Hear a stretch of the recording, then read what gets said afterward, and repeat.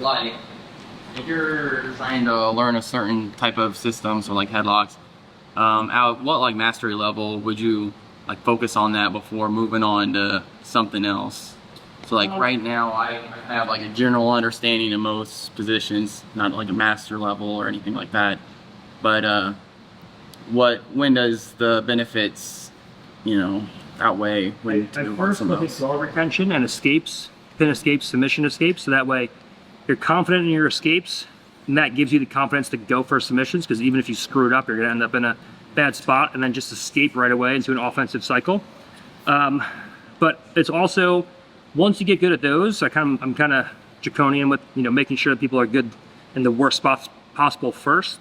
But once you get good at those, then it's really just a matter of preference.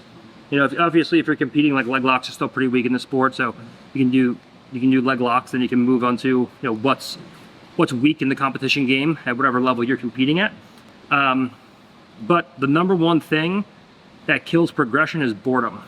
So if I tell you, hey, you need to get good at triangles, and you spend the next 1 year practicing triangles, you're like, I'm bored of triangles. And then the next thing you know, you're like, okay, well, I don't really want to learn triangles anymore. Then you miss a class here, you miss a class there, then the boredom takes over and you're just not training as much. So if maybe you come in and maybe you came to a seminar today, you're like, oh man, front headlock, I'm really interested in learning more front headlock.